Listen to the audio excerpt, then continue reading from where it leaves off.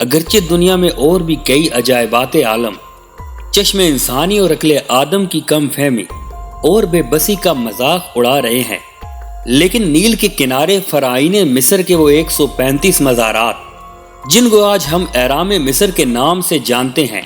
ان عجائبات کے سالار قافلہ ہی نہیں بلکہ ایک ایسا معمہ ہے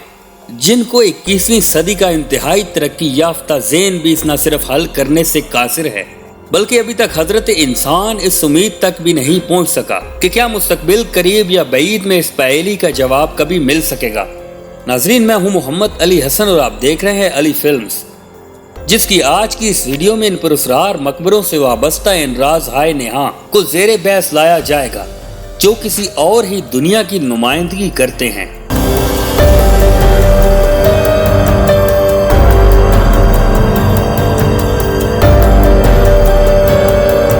معزز خواتین و حضرات، مورخین اس بات پر متفق ہیں کہ یہ عمارات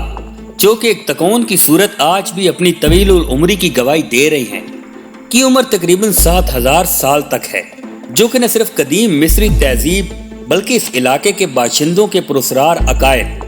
اور فن تعمیر کے معتبر شاہد بھی ہیں۔ تعمیراتی سائنس کی بلندیوں کو چھونے والے اس عہد جدید کے محققین کے مطابق ان کی ہر دیوار 62.5 درجے کے زاویے پر تعمیر کی گئی ہے،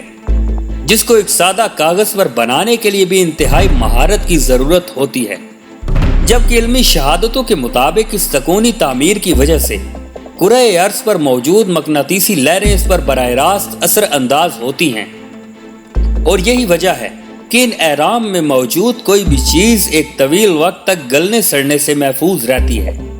کہا جاتا ہے کہ ابتدا میں دودھ کو محفوظ رکھنے والی کمپنی ملک پیک نے بھی اپنی پیکنگ کے لیے اسی ڈیزائن کا انتخاب کیا تھا۔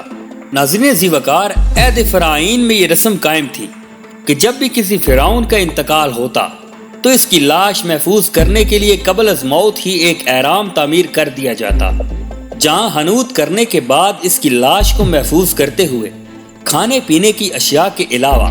ایک بڑا خزانہ بھی ساتھ ہی دفن کر دیا جاتا، تاکہ ان کے عقیدے کے مطابق فرعون جب دوبارہ زندہ ہو تو اسے مادی اسباب مہیا ہو سکے۔ ان اہرام میں اب تک دریافت ہونے والے سب سے بڑے اہرام کے بارے میں محققین کا دعویٰ ہے کہ اس میں استعمال ہونے والے ایک ایک پتھر کا وزن 100 ٹن تک ہے، جس کی بلندی 485 فٹ تک بیان کی جاتی ہے، جو کہ 13 ایکڑ یعنی 26 بگھا زمین پر پھیلا ہوا ہے، جس کا کل وزن 65 لاکھ ٹن بیان کیا جاتا ہے، اور اس میں پتھر کے 26 لاکھ سے زائد بلاکس کا استعمال آج بھی اپنے ہونے کی گواہی دے رہا ہے۔ لیکن ناظرین، اس موڑ پر آ کر تمام تر سائنسی تحقیقات اور عقل انسانی سر جھکا دیتی ہیں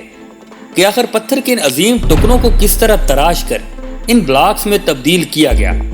جبکہ اس عہد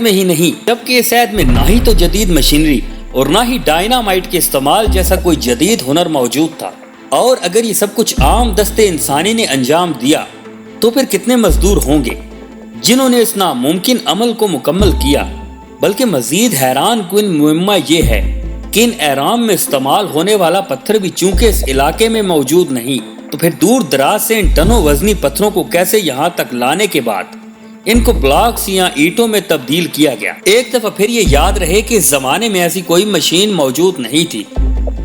جو ان بھاری بھرکم پتھروں کو میلوں دور فاصلے سے یہاں تک پہنچا سکتی۔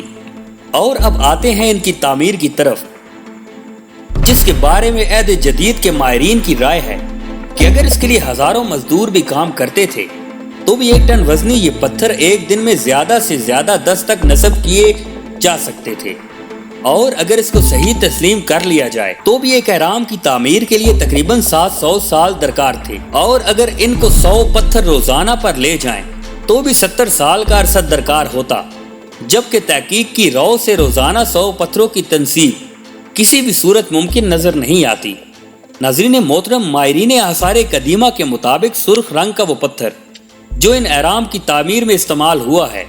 وہ اس علاقے سے 600 میل دور موجود پہاڑوں میں پایا جاتا ہے، اور اگر اس دور کے رسل و رسائل کے ذرائع کو دیکھا جائے تو ٹنوں وزنی پتھروں کو کاٹنے اور انہیں 600 میل دور تک لانا کسی طور بھی صدیوں کے سفر سے کم نہیں تھا۔ لیکن فرعین مصر کے یہ مزارات اور ان میں موجود ان کی حنوط شدہ لاشیں وجودی طور پر یہ شہادت دے رہی ہیں کہ یہ سب کچھ کسی انجانی صورت میں ممکن ضرور ہوا، لیکن مقام حیرت ہے ہواؤں کو تسخیر اور سمندروں کی تہوں تک کو ناپنے والی ہماری جدید سائنس بھی آج تک اس کا سراغ لگانے میں ناکام ہے کہ آخر ان مصریوں کے پاس کون سی مافوق الفطرت قوت موجود تھی جس کی مدد سے یہ عجائبات عالم نہ صرف وجود میں آئے بلکہ وہ ہزاروں سال بعد آنے والے انسان کے لیے آج بھی ایک ایسا انسلجھا معمہ ہے جو عقل انسانی کی حدود سے کوسوں دور کھڑا ہمیں دعوت تحقیق دے رہا ہے۔ دوستوں، ویڈیو پسند آنے کی صورت میں اسے فیس بک اور واٹس ایپ پر اپنے دوستوں کے ساتھ ضرور شیئر کیجیے اور کمنٹ باکس میں ہمیں اپنی قیمتی تجاویز سے بھی آگاہ رکھیے۔ ہماری اگلی ویڈیو آنے تک اپنا اور اپنے پیاروں کا خیال رکھیے۔ تب تک کے لیے اللہ حافظ۔